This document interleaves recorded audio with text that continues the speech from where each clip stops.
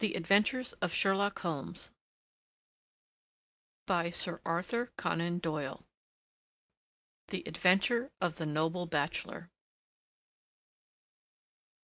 The Lord St. Simon marriage and its curious termination have long ceased to be a subject of interest in those exalted circles in which the unfortunate bridegroom moves. Fresh scandals have eclipsed it, and their more piquant details have drawn the gossips away from this 4-year-old drama.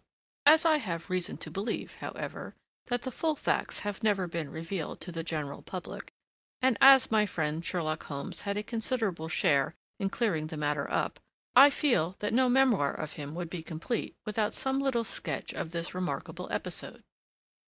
It was a few weeks before my own marriage, during the days when I was still sharing rooms with Holmes in Baker Street, that he came home from an afternoon stroll to find a letter on the table waiting for him. I had remained indoors all day, for the weather had taken a sudden turn to rain, with high autumnal winds, and the Jezail bullet which I had brought back in one of my limbs as a relic of my Afghan campaign throbbed with dull persistence. With my body in one easy chair and my legs upon another, I had surrounded myself with a cloud of newspapers until at last, saturated with the news of the day, I tossed them all aside and lay listless, watching the huge crest and monogram upon the envelope upon the table, and wondering lazily who my friend's noble correspondent could be. "Here is a very fashionable epistle," I remarked as he entered. "Your morning letters, if I remember right, were from a fishmonger and a tide-waiter."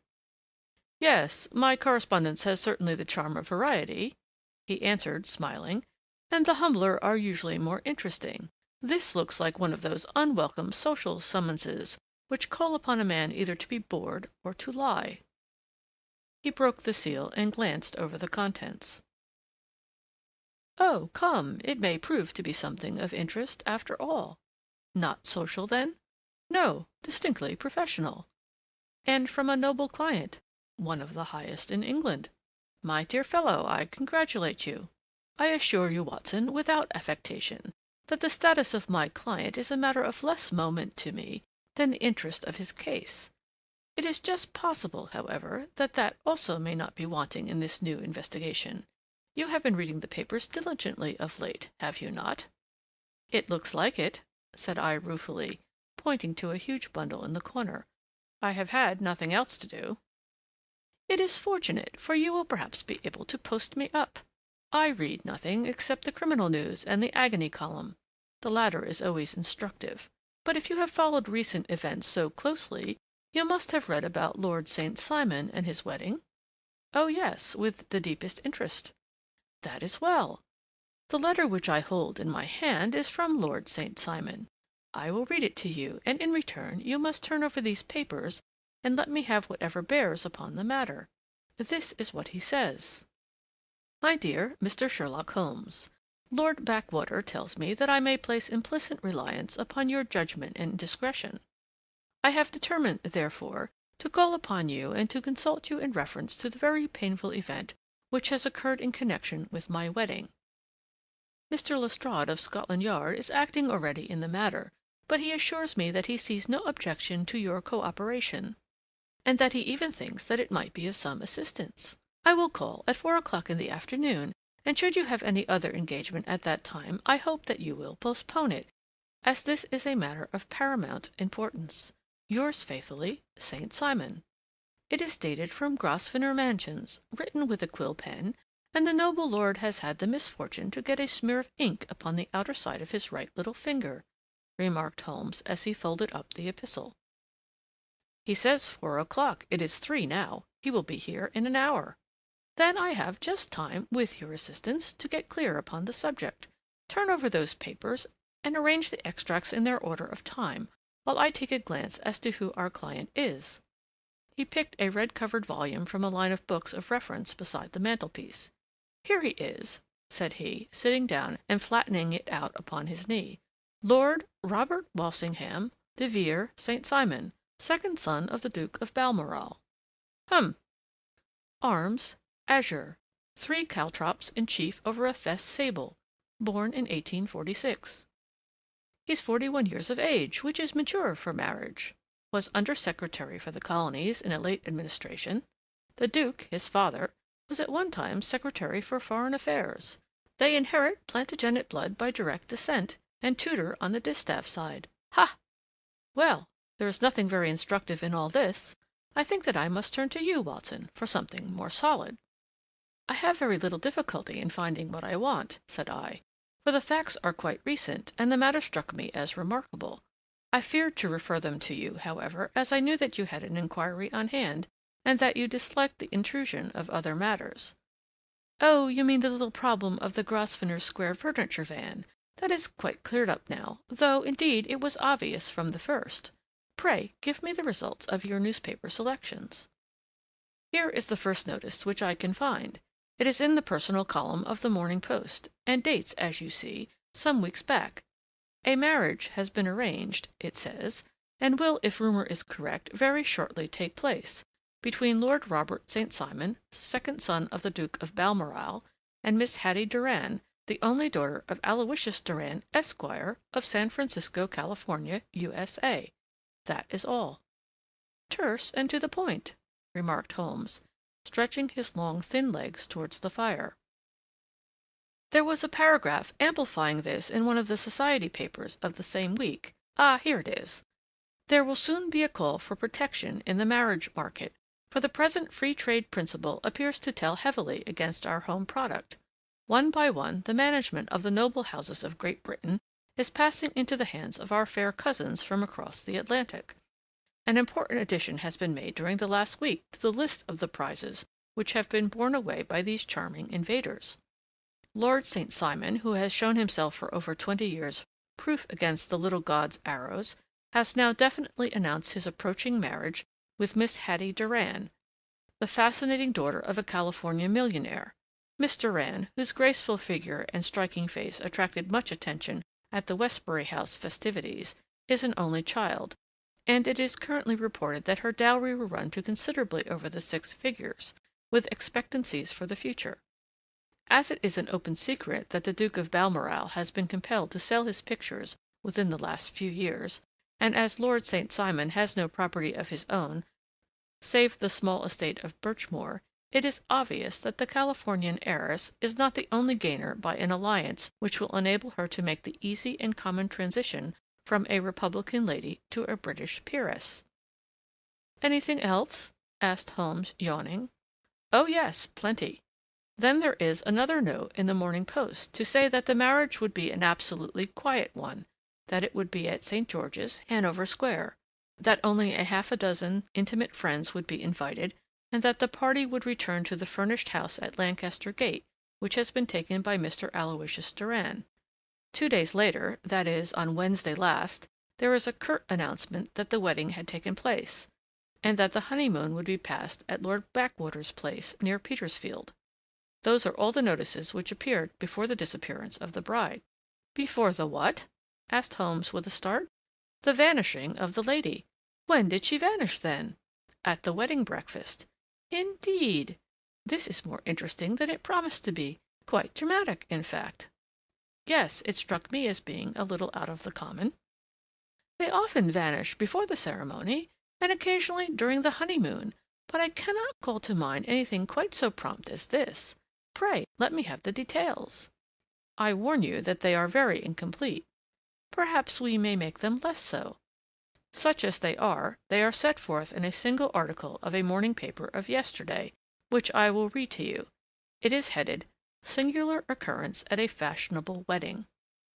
The family of Lord Robert St. Simon has been thrown into the greatest consternation by the strange and painful episodes which have taken place in connection with his wedding. The ceremony, as shortly announced in the papers of yesterday, occurred on the previous morning, but it is only now that it has been possible to confirm the strange rumors which have been so persistently floating about.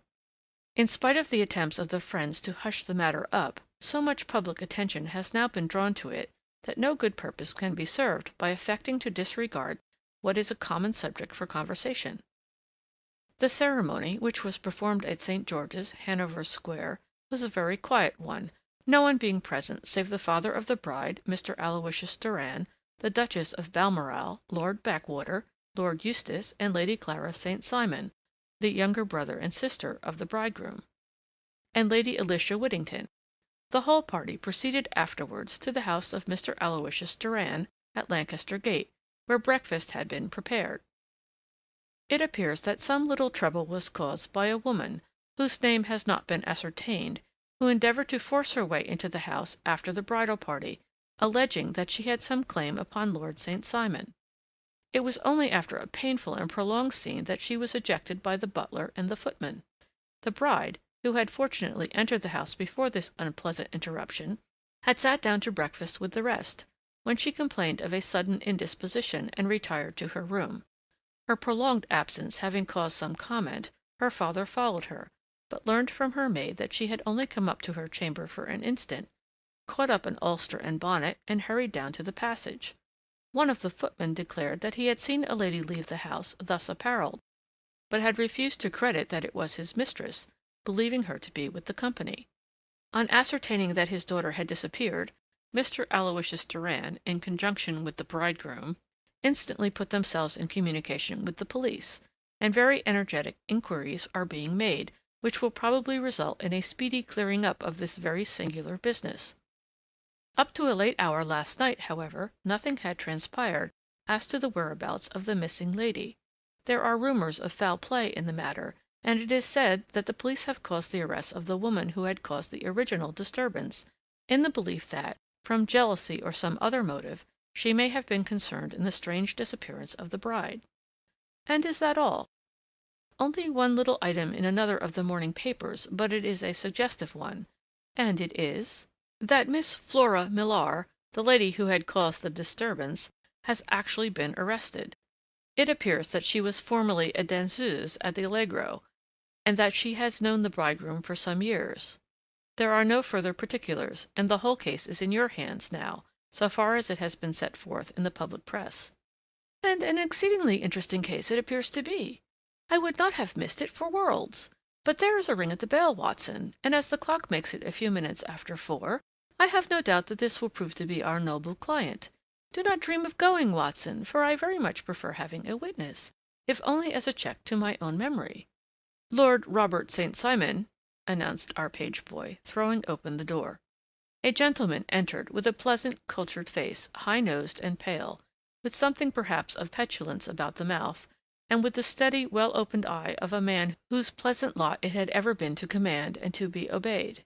His manner was brisk, and yet his general appearance gave an undue impression of age, for he had a slight forward stoop and a little bend of the knees as he walked. His hair, too, as he swept off his very curly brimmed hat, was grizzled round the edges and thin upon the top. As to his dress, it was careful to the verge of foppishness, with high collar, black frock-coat, white waistcoat, yellow gloves, patent leather shoes, and light-colored gaiters. He advanced slowly into the room, turning his head from left to right, and swinging in his right hand the cord which held his golden eyeglasses. "Good day, Lord St. Simon," said Holmes, rising and bowing. "Pray take the basket chair. This is my friend and colleague, Dr. Watson.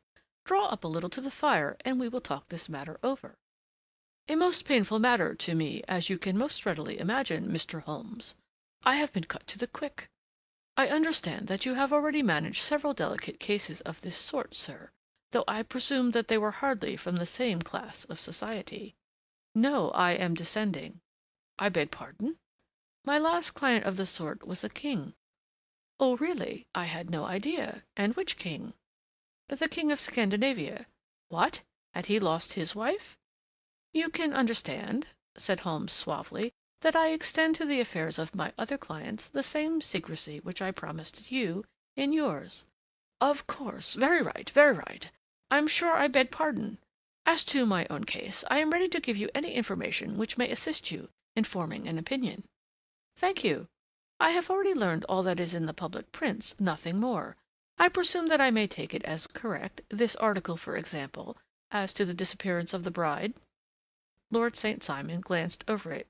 "Yes, it is correct as far as it goes." "But it needs a great deal of supplementing before any one could offer an opinion. I think that I may arrive at my facts most directly by questioning you. Pray do so." "When did you first meet Miss Hatty Doran?" "In San Francisco a year ago." "You were traveling in the States?" "Yes." "Did you become engaged then?" "No." "But you were on a friendly footing?" "I was amused by her society, and she could see that I was amused." "Her father is very rich?" "He is said to be the richest man on the Pacific slope." "And how did he make his money?" "In mining. He had nothing a few years ago, then he struck gold, invested it, and came up by leaps and bounds." "Now, what is your own impression as to the young lady's, your wife's, character?" The nobleman swung his glasses a little faster and stared down into the fire. "You see, Mr. Holmes," said he, "my wife was 20 before her father became a rich man. During that time she ran free in a mining camp and wandered through woods or mountains, so that her education has come from nature rather than from the schoolmaster. She is what we call in England a tomboy, with a strong nature, wild and free, unfettered by any sort of traditions. She is impetuous, volcanic, I was about to say. She is swift in making up her mind and fearless in carrying out her resolutions.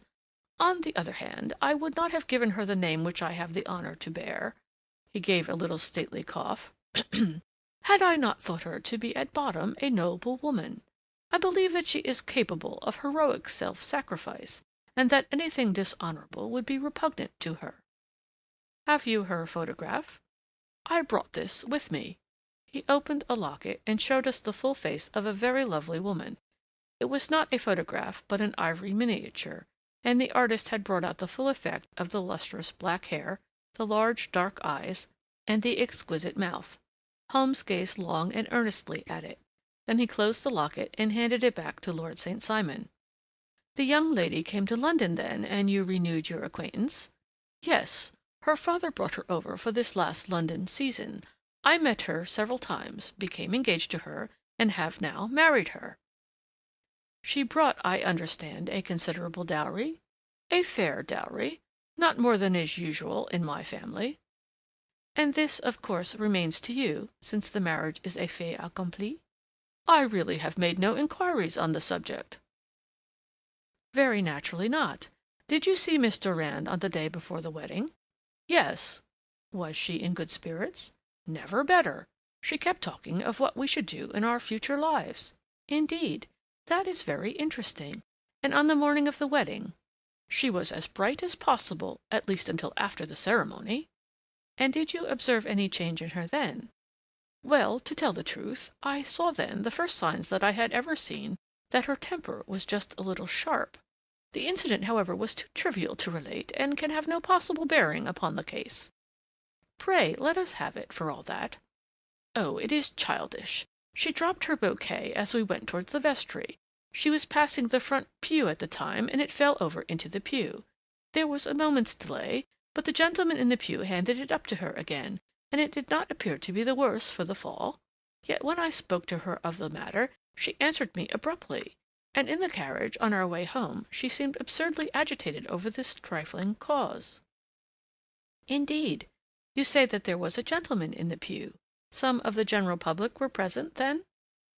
"Oh, yes. It is impossible to exclude them when the church is open." "This gentleman was not one of your wife's friends?" "No, no. I call him a gentleman by courtesy, but he was quite a common-looking person. I hardly noticed his appearance. But really, I think that we are wandering rather far from the point." Lady St. Simon, then, returned from the wedding in a less cheerful frame of mind than she had gone to it. What did she do on re-entering her father's house? "I saw her in conversation with her maid." "And who is her maid?" "Alice is her name. She is an American, and came from California with her." "A confidential servant?" "A little too much so. It seemed to me that her mistress allowed her to take great liberties. Still, of course, in America they look upon these things in a different way." "How long did she speak to this Alice?" "Oh, a few minutes. I had something else to think of." "You did not overhear what they said?" "Lady St. Simon said something about jumping a claim. She was accustomed to use slang of that kind.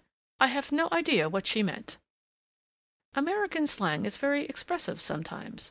And what did your wife do when she finished speaking to her maid?" "She walked into the breakfast room." "On your arm?" "No, alone." She was very independent in little matters like that.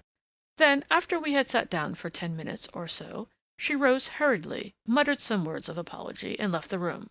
She never came back. But this maid Alice, as I understand, deposes that she went to her room, covered her bride's dress with a long ulster, put on a bonnet, and went out. Quite so.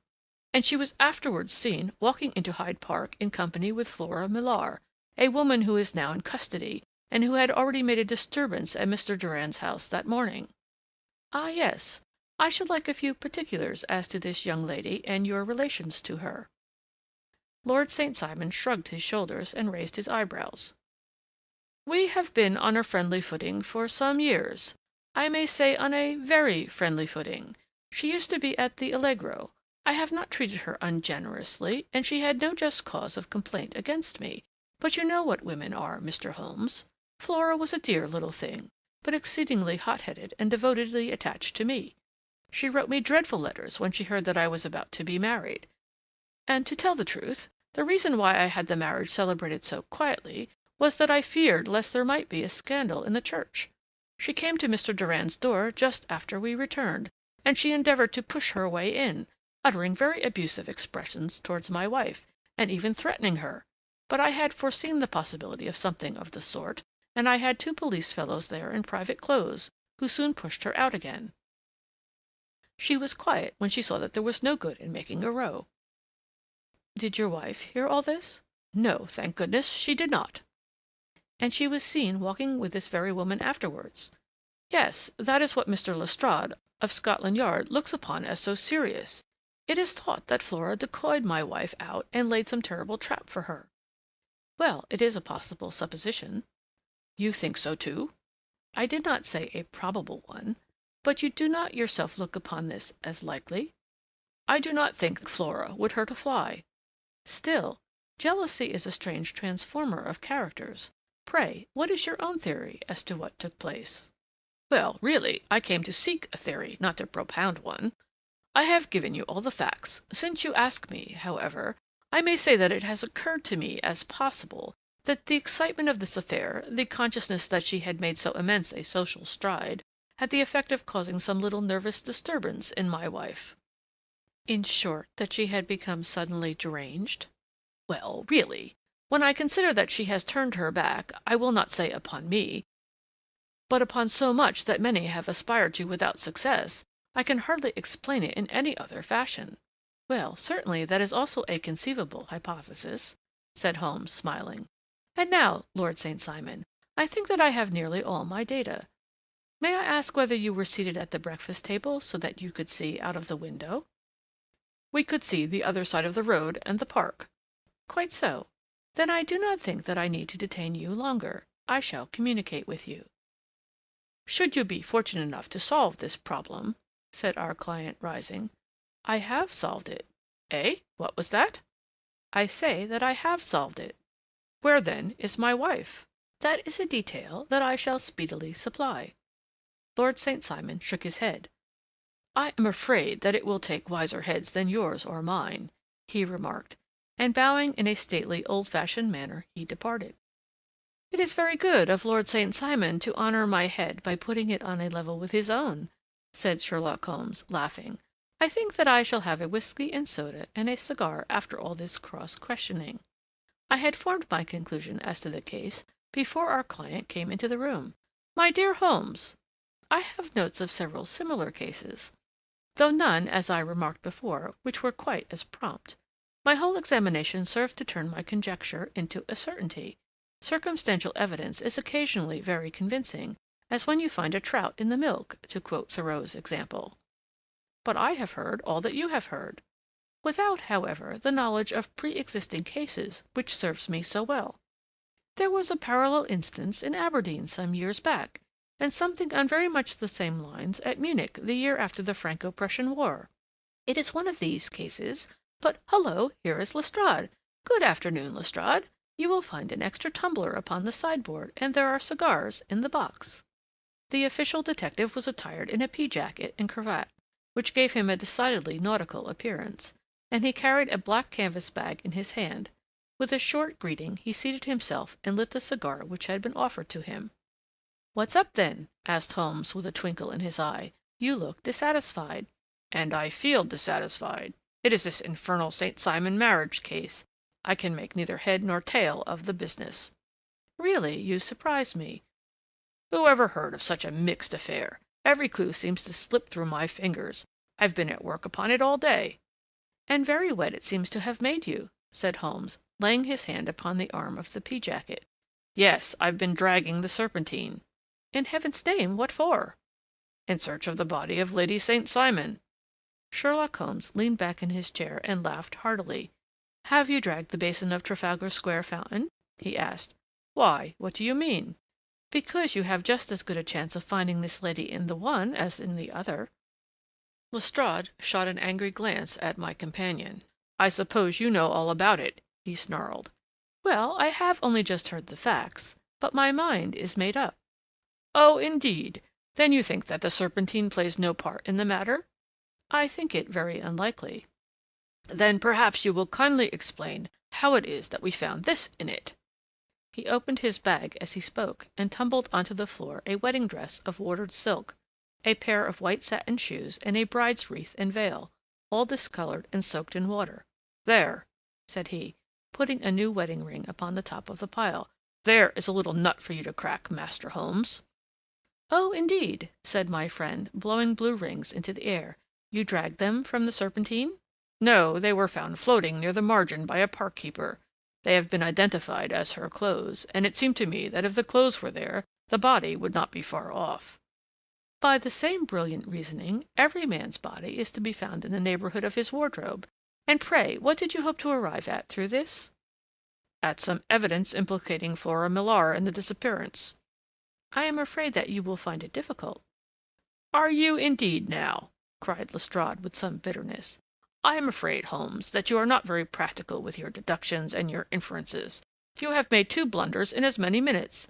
This dress does implicate Miss Flora Millar." "And how?" "In the dress is a pocket. In the pocket is a card case. In the card case is a note. And here is the very note." He slapped it down upon the table in front of him. "Listen to this. 'You will see me when all is ready. Come at once. F.H.M.' Now, my theory all along has been that Lady St. Simon was decoyed away by Flora Millar, and that she, with confederates, no doubt, was responsible for her disappearance. Here, signed with her initials, is the very note which was no doubt quietly slipped into her hand at the door, and which lured her within their reach." "Very good, Lestrade," said Holmes, laughing. "You really are very fine indeed. Let me see it." He took up the paper in a listless way, but his attention instantly became riveted, and he gave a little cry of satisfaction. "This is indeed important," said he. "Ha! You find it so?" "Extremely so. I congratulate you warmly." Lestrade rose in his triumph and bent his head to look. "Why," he shrieked, "you're looking at the wrong side." "On the contrary, this is the right side." "The right side? You're mad. Here is the note written in pencil, over here." "And over here is what appears to be the fragment of a hotel bill, which interests me deeply." "There's nothing in it. I looked at it before," said Lestrade. "October 4th. Rooms, 8 shillings. Breakfast, 2 shillings, 6 pence. Cocktail, 1 shilling. Lunch, 2 shillings, 6 pence. Glass sherry, 8 pence. I see nothing in that." "Very likely not. It is most important all the same. As to the note, it is important also, or at least the initials are, so I congratulate you again." "I've wasted time enough," said Lestrade, rising. "I believe in hard work, and not in sitting by the fire spinning fine theories. Good day, Mr. Holmes, and we shall see which gets to the bottom of the matter first." He gathered up the garments, thrust them into the bag, and made for the door. "Just one hint to you, Lestrade," drawled Holmes, before his rival vanished. "I will tell you the true solution of the matter. Lady St. Simon is a myth. There is not, and there never has been, any such person." Lestrade looked sadly at my companion.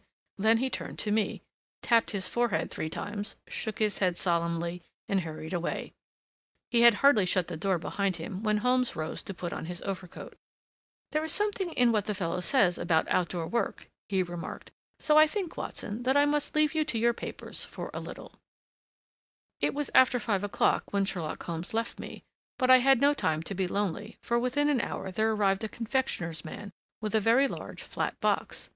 This he unpacked with the help of a youth, whom he had brought with him, and presently, to my very great astonishment, a quite Epicurean little cold supper began to be laid out upon our humble lodging-house mahogany. There were a couple of brace of cold woodcock, a pheasant, a pâté de foie gras pie, with a group of ancient and cobwebby bottles. Having laid out all these luxuries, my two visitors vanished away, like the genii of the Arabian Nights, with no explanation save that the things had been paid for and were ordered to this address. Just before 9 o'clock, Sherlock Holmes stepped briskly into the room. His features were gravely set, but there was a light in his eye which made me think that he had not been disappointed in his conclusions. "They have laid the supper, then," he said, rubbing his hands. "You seem to expect company. They have laid for 5. "Yes, I fancy we may have some company dropping in," said he. "I am surprised that Lord St. Simon has not already arrived. Ha! I fancy that I hear his step now upon the stairs." It was indeed our visitor of the afternoon who came bustling in, dangling his glasses more vigorously than ever, and with a very perturbed expression upon his aristocratic features. "My messenger reached you, then?" asked Holmes. "Yes, and I confess that the contents startled me beyond measure. Have you good authority for what you say?" "The best possible." Lord St. Simon sank into a chair and passed his hand over his forehead. "What will the Duke say," he murmured, "when he hears that one of the family has been subjected to such humiliation?" "It is the purest accident. I cannot allow that there is any humiliation." "Ah, you look on these things from another standpoint." "I fail to see that any one is to blame. I can hardly see how the lady could have acted otherwise, though her abrupt method of doing it was undoubtedly to be regretted. Having no mother, she had no one to advise her at such a crisis." "It was a slight, sir, a public slight," said Lord St. Simon, tapping his fingers upon the table. "You must make allowance for this poor girl, placed in so unprecedented a position." "I will make no allowance. I am very angry indeed, and I have been shamefully used." "I think that I heard a ring," said Holmes. "Yes, there are steps on the landing. If I cannot persuade you to take a lenient view of the matter, Lord St. Simon, I have brought an advocate here who may be more successful." He opened the door and ushered in a lady and gentleman. "Lord St. Simon," said he, "allow me to introduce you to Mr. and Mrs. Francis Hay Moulton. The lady, I think, you have already met." At the sight of these newcomers, our client sprung from his seat and stood very erect, with his eyes cast down and his hand thrust into the breast of his frock-coat, a picture of offended dignity. The lady had taken a quick step forward and held out her hand to him, but he still refused to raise his eyes. It was as well for his resolution, perhaps, for her pleading face was one which it was hard to resist. "You're angry, Robert," said she. "Well, I guess you have every cause to be." "Pray make no apology to me," said Lord St. Simon bitterly. "Oh, yes, I know that I have treated you real bad, and that I should have spoken to you before I went, but I was kind of rattled, and from the time when I saw Frank here again, I just didn't know what I was doing or saying. I only wonder I didn't fall down and do a faint right there before the altar." "Perhaps, Mrs. Moulton, you would like my friend and me to leave the room while you explain this matter?" "If I may give an opinion," remarked the strange gentleman, "we've had just a little too much secrecy over this business already. For my part, I should like all Europe and America to hear the rights of it." He was a small, wiry, sunburnt man, clean-shaven, with a sharp face and alert manner. "Then I'll tell our story right away," said the lady. "Frank here and I met in '84 in Maguire's camp near the Rockies, where Pa was working a claim. We were engaged to each other, Frank and I, but then one day father struck a rich pocket and made a pile, while poor Frank there had a claim that petered out and came to nothing. The richer Pa grew, the poorer was Frank. So at last Pa wouldn't hear of our engagement lasting any longer, and he took me away to Frisco. Frank wouldn't throw up his hand, though, so he followed me there, and he saw me without Pa knowing anything about it. It would have only made him mad to know, so we just fixed it all up for ourselves. Frank said that he would go and make his pile too, and never come back to claim me until he had as much as Pa. So then I promised to wait for him to the end of time, and pledged myself not to marry anyone else while he lived. "Why shouldn't we be married right away, then?" said he, "and then I will feel sure of you, and I won't claim to be your husband till I come back." Well, we talked it over, and he had fixed it all up so nicely, with a clergyman all ready in waiting, that we just did it right there, and then Frank went off to seek his fortune, and I went back to Pa. The next I heard of Frank was that he was in Montana, and then he went prospecting in Arizona, and then I heard of him from New Mexico. After that came a long newspaper story about how a miners' camp had been attacked by Apache Indians, and there was my Frank's name among the killed. I fainted dead away, and I was very sick for months after. Pa thought I had a decline, and took me to half the doctors in Frisco. Not a word of news came for a year and more, so that I never doubted that Frank was really dead. Then Lord St. Simon came to Frisco, and we came to London, and a marriage was arranged, and Pa was very pleased. But I felt all the time that no man on this earth would ever take the place in my heart that had been given to my poor Frank. Still, if I had married Lord St. Simon, of course I'd have done my duty by him. We can't command our love, but we can our actions. I went to the altar with him with the intention to make him just as good a wife as it was in me to be. But you may imagine what I felt when, just as I came to the altar rails, I glanced back and saw Frank standing and looking at me out of the first pew. I thought it was his ghost at first, but when I looked again there he was still, with a kind of question in his eyes, as if to ask me whether I were glad or sorry to see him. I wonder I didn't drop. I know that everything was turning round, and the words of the clergyman were just like the buzz of a bee in my ear. I didn't know what to do. Should I stop the service and make a scene in the church? I glanced at him again, and he seemed to know what I was thinking, for he raised his finger to his lips to tell me to be still. Then I saw him scribble on a piece of paper, and I knew that he was writing me a note. As I passed his pew on the way out, I dropped my bouquet over to him, and he slipped the note into my hand when he returned me the flowers. It was only a line, asking me to join him when he made the sign to me to do so. Of course, I never doubted for a moment that my first duty was now to him, and I determined to do just whatever he might direct. When I got back, I told my maid, who had known him in California and had always been his friend. I ordered her to say nothing, but to get a few things packed and my ulster ready. I know I ought to have spoken to Lord St. Simon, but it was dreadful hard before his mother and all those great people. I just made up my mind to run away and explain afterwards. I hadn't been at the table 10 minutes before I saw Frank out of the window at the other side of the road. He beckoned to me, and then began walking into the park. I slipped out, put on my things, and followed him. Some woman came talking something or other about Lord St. Simon to me. Seemed to me from the little I heard as if he had a little secret of his own before marriage also. But I managed to get away from her, and soon overtook Frank. We got into a cab together, and away we drove to some lodgings he had taken in Gordon Square, and that was my true wedding after all those years of waiting. Frank had been a prisoner among the Apaches, had escaped, come to Frisco, found that I had given him up for dead and had gone to England, followed me there, and had come upon me at last on the very morning of my second wedding. "I saw it in a paper," explained the American. "It gave the name and the church, but not where the lady lived." Then we had a talk as to what we should do, and Frank was all for openness, but I was so ashamed of it all that I felt as if I should like to vanish away and never see any of them again, just sending a line to Pa, perhaps, to show him that I was alive. It was awful to me to think of all those lords and ladies sitting round that breakfast table and waiting for me to come back. So Frank took my wedding clothes and things, and made a bundle of them so that I should not be traced, and dropped them away somewhere where no one could find them.